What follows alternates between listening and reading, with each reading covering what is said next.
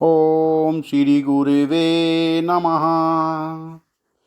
ओम शांति शांति शांति। प्रणाम भगवान। भगवान योग वासिष्ठ महारामायण से निर्वाण प्रकरण पूर्वार्ध और सर्ग नंबर 111 से 113, इसी से सत्संग कंटिन्यू करते हैं भगवान, जिसमें शीर्षक था बृहस्पति पुत्र कच्छ की सर्वत्याग साधना से जीवन मुक्ति, मिथ्या पुरुष की आख्यायिका और उसका तात्पर्य। सत्संग कंटिन्यू करते हैं भगवान।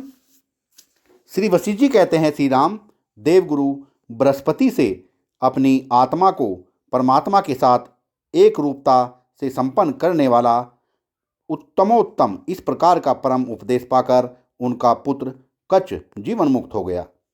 जिस प्रकार बृहस्पति का पुत्र कच्छ ममता और अहंकार रहित, अज्ञान मूलक जड़ चेतन की ग्रंथि से रहित और परम शांत बुद्धि होकर ब्रह्म में स्थित रहा, उसी प्रकार तुम भी निर्विकार होकर स्थित रहो। इस अहंकार को तुम असत समझो, क्योंकि मिथ्या खरगोश के सींगों का त्याग और ग्रहण क्या।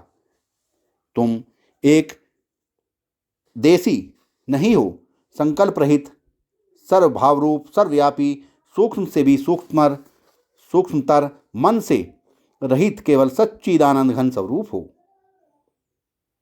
निष्पाप राम, यह माया संपूर्ण जगत अज्ञान से तो सत सा दिखाई पड़ता है और ज्ञान से वह सब ब्रह्म रूप ही है, क्योंकि यह अत्यंत गाढ़ जो संसार की माया है उसका पार पाना यद्यपि अत्यंत कठिन है, तथापि जैसे शरद ऋतु से कोहरा नष्ट हो जाता है, वैसे ही यह माया परमात्मा के यथार्थ ज्ञान से तुरंत नष्ट हो जाती है। वाह भगवान वाह। श्री राम ने कहा, गुरुवर, ज्ञातव्य तत्व के ज्ञान से तृप्त हुआ भी मैं आपसे यह प्रश्न पूछता हूँ, भला बतलाइए तो सही कि कौन ऐसा प्राणी है जो तृप्त होता हुआ भी सामने रखे हुए अमृत रूपी पेय को न पिएगा। मुनिश्रेष्ठ, मुझसे शीघ्र यह बतलाइए कि मिथ्या पुरुष नाम की कौन सी वस्तु है जिसने सत्य वस्तु ब्रह्म को असत्य सा बना रखा है और असत्य वस्तु समस्त जगत को सत्य से बना डाला है। बहुत ही अच्छा क्वेश्चन किया श्री राम जी ने। श्री वशिष्ठ जी बोले, राघव, मिथ्या पुरुष को जानने के लिए यह सुंदर हास्यप्रद आख्यायिका तुम सुनो, जो मेरे द्वारा कही गई है। महाबाहो, कोई एक माया यंत्र में पुरुष था। वह केवल बालक के सदृश तुच्छ बुद्धि, मूढ़ और अज्ञान से आवृत था। वह किसी एक निर्जन एकांत प्रदेश में उत्पन्न हुआ था और उसी शून्य प्रदेश में रहता था। वह वास्तव में आकाश में नेत्र दोष से दिखाई पड़ने वाले केशों के झुंड सदृश और मरुभूमि में मृग तसना जल के सदृश मिथ्या ही था। वहाँ वृद्धि को प्राप्त हुए उस मिथ्या पुरुष के मन में यह संकल्प हुआ कि मेरी प्रिय से प्रिय वस्तु आकाश है, अतः उसे कहीं पर रखकर स्वयं मैं ही उसकी बड़े आदर से रक्षा करूं। इस प्रकार विचार करके आकाश की रक्षा के लिए उसने एक घर का निर्माण किया। रघुनंदन, तदंतर उस घर के अंदर उसने यह आस्था बांध ली कि यह आकाश मेरा है और इसकी मैंने रक्षा की है, तथा उस ग्रह आकाश से वह संतुष्ट हो गया। इसके अनंतर कुछ काल के बाद वह उसका घर नष्ट हो गया।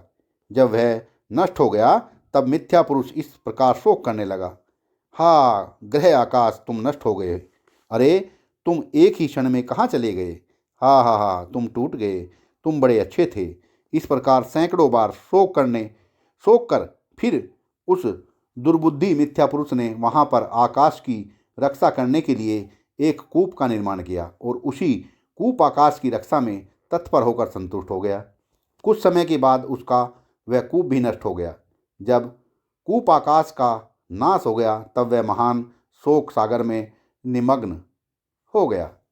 कूप आकाश के लिए शोक कर चुकने के अनंतर उसने तत्काल ही एक घड़े का निर्माण किया और घटाकाश की रक्षा में तत्पर होकर संतुष्ट हो गया। रघुकुल श्रेष्ठ, काल से उसका वह घट भी नष्ट हो गया।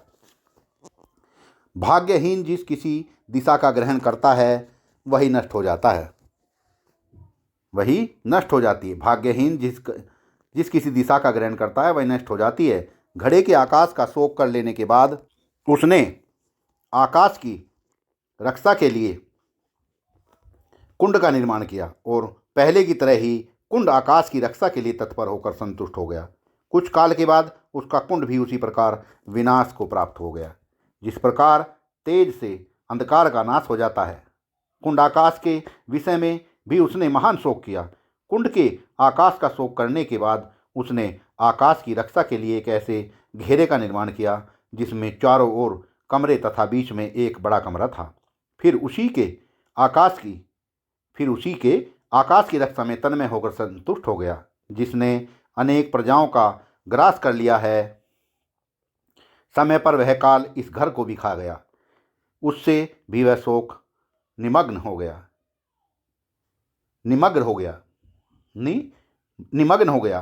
उस चतुसाल घर के शोक के बाद उसने आकाश की रक्षा के लिए मेघ आकार कसूल अर्थात कोठार बनाया और फिर उसी के आकाश की रक्षा में निरत हो संतुष्ट हो गया।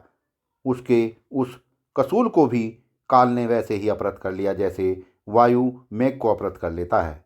उस कसूल विनाश के शोक से वह अत्यंत संतप्त हो गया। इस प्रकार घर, चतुसाल, कुंड और कसूल आदि से आकाश की रक्षा करते हुए उस मिथ्या पुरुष का यह कभी समाप्त न होने वाला काल बीतता ही जाता था। श्री राम इस प्रकार गहन, घर, कूप, कुंड आदि उपाधियों से आकाश को आत्मबुद्धि से पकड़कर स्थित हुआ वह मिथ्या पुरुष गमन आगमन की आसक्ति से मूढ़ और विवश होकर एक दुख से अति कठिन दूसरे दुख में आता और जाता रहता है।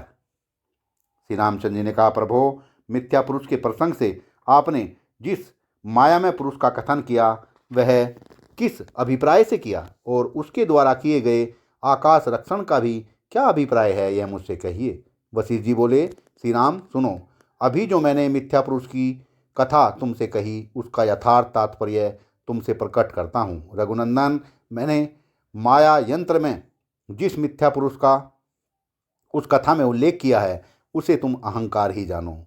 वह शून्य आकाश में माया से उत्पन्न हुआ है। जिस माया में आकाश के एक कोने में यह जगत स्थित है वह स्वयं सृष्टि के आदि में भी असीम, असत और शून्य रूप ही रहता है। उस माया आकाश के अंदर प्राणियों के अत्यंत अगम्य पर ब्रह्म परमात्मा विराजमान है और उसी ब्रह्म रूप मायाकाश से आरंभ में अहंकार का वैसे ही उदय होता है जैसे आकाश से शब्द और वायु से स्पंदन का उदय होता है। वह अहंकार ही पूर्वोक्त कथा का माया पुरुष है और वही मिथ्या पुरुष है, क्योंकि माया से जो अहंकार उत्पन्न हुआ है वह असत एवं मिथ्या रूप ही है। कुआं, कुंड, चतुसाल, घड़ा आदि शरीरों की रचना कर मैंने उसके स्वरूप की रक्षा की। यो अहंकार ने ही आकाश में संकल्प किया था।